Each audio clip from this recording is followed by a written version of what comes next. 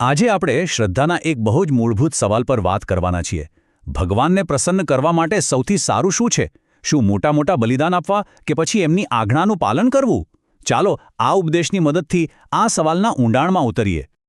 તો સવાલ એ છે કે ભગવાનને ખરેખર શું ગમે છે? શું મોટી ધાર્મિક વિધિઓ અને મોંઘી ભેટો, કે પછી કંઈક બીજું જ જે કદાચ વધારે સરળ પણ વધારે ગહન હોય? આ ઉપદેશ આપણી આ સામાન્ય માન્યતાને જ પડકારે છે. આ એક વાક્ય, જુઓ, બલિદાન કરતાં આજ્ઞાપાલન શ્રેષ્ઠ છે, આખા ઉપદેશનો સાર છે.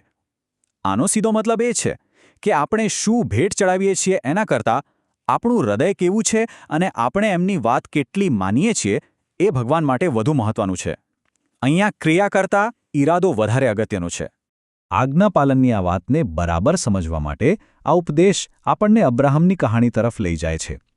અબ્રાહમે પોતાની શ્રદ્ધાની 3 એવી કઠિન કસોટીઓનો સામનો કર્યો જેણે એમના જીવનને હંમેશા માટે બદલી નાખ્યું. આ કોઈ નાની સૂની માંગણીઓ નહોતી હો. પહેલાં એમને પોતાનો દેશ અને પરિવાર છોડવાનો આદેશ મળ્યો, પછી પોતાના પહેલા પુત્ર ઇસ્માઇલને દૂર મોકલવાનો અને છેલ્લે પોતાના એકમાત્ર પ્રિય પુત્ર ઇસ્હાકનું બલિદાન આપવાનો. આ દરેક આદેશ એક મોટી કસોટી હતો જેમાં અતૂટ વિશ્વાસ અને મોટા ત્યાગની જરૂર હતી. અને અહીંયા ઉપદેશમાં એક બહુ સરસ વાત સમજાવવામાં આવી છે. અસલી ત્યાગ એ ભૌતિક વસ્તુઓનો નહોતો. અસલી ત્યાગ તો ભાવનાત્મક હતો.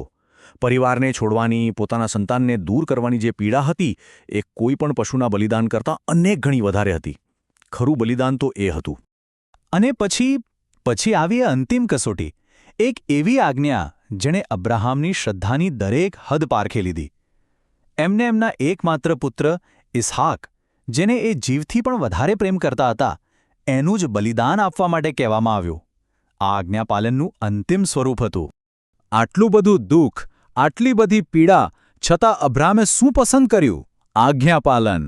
અને આ જ કારણે એમની આ ક્રિયાને ઉપાસનાનું સૌથી ઊંચું, સૌથી શ્રેષ્ઠ સ્વરૂપ માનવામાં આવે છે.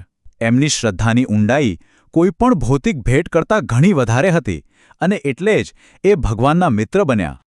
તો એક તરફ અબ્રાહમનું સાચું આજ્ઞાપાલન છે, પણ હવે ઉપદેશ આપણને અમુક એવા ઉદાહરણો તરફ લઈ જાય છે જ્યાં સારા ઈરાદા હોવા છતાં પરિણામ ખોટું આવે છે. કેમ? કારણ કે એની પાછળ સાચી સમજણ નથી હોતી.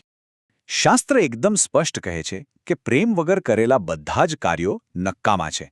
ભલે કોઈ પોતાની બધી સંપત્તિ દાનમાં આપી દે, કઠોર ઉપવાસ કરે કે પછી પોતાનું શરીર પણ બળવા માટે આપી દે, પણ જો એની પાછળ સાચો પ્રેમ ન હોય તો એ બધું જ વ્યર્થ છે, અર્થહીન. આ વાતને વધુ સારી રીતે સમજવા માટે ઉપદેશમાં યફતાની એક દુઃખદ વાર્તા કહેવામાં આવી છે. આ વાર્તા એક ચેતવણી છે કે ઉતાવળમાં અને વગર વિચારે લીધેલા વચનોના પરિણામો કેટલા ભયંકર હોઈ શકે છે. યુદ્ધ જીતવાના જોશમાં એકદમ આવેશમાં આવીને યફતાએ એક વચન લઈ લીધું. એણે કહ્યું કે યુદ્ધ જીતીને પાછા ફરતી વખતે એમના ઘરમાંથી જે કોઈ સૌથી પહેલાં એમને મળવા બહાર આવશે એનું બલિદાન ચડાવશે. જુઓ, વગર વિચારે બોલવાનું પરિણામ કેવું આવ્યું. યફતાએ કદાચ વિચાર્યું હશે કે કોઈ જાનવર, કોઈ પ્રાણી બહાર આવશે, પણ થયું શું?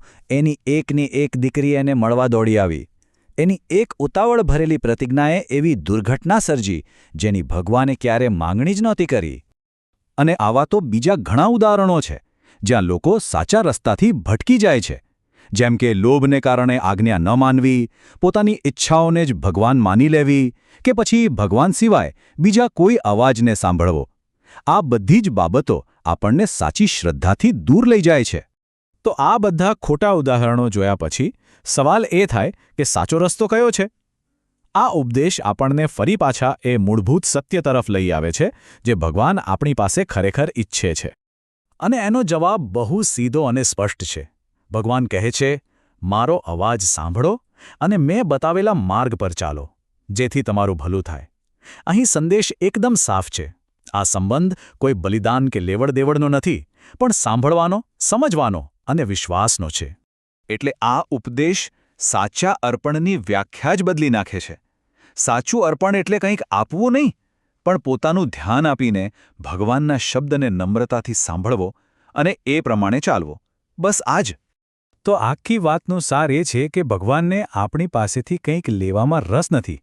એ તો આપણને એવા માર્ગ પર લઈ જવા માંગે છે જે આખરે આપણા પોતાના ભલા માટે જ હોય. આ સંબંધ માર્ગદર્શન અને વિશ્વાસ પર ટકેલો છે, ધાર્મિક વિધિય પર નહીં. અને છેલ્લે આ ઉપદેશ આપણને એક બહુ જ મહત્વના વિચાર સાથે છોડી જાય છે. જરા વિચારો, જો આજ્ઞાનું પાલન કરવું એ જ સૌથી મોટું બલિદાન હોય, તો શું એનો અર્થ એ નથી કે શ્રદ્ધાનું પહેલું અને સૌથી અગત્યનું પગલું છે સાંભળવું? આ એક સવાલ આપણી શ્રદ્ધા વિશેની આખી સમજને બદલી શકે છે.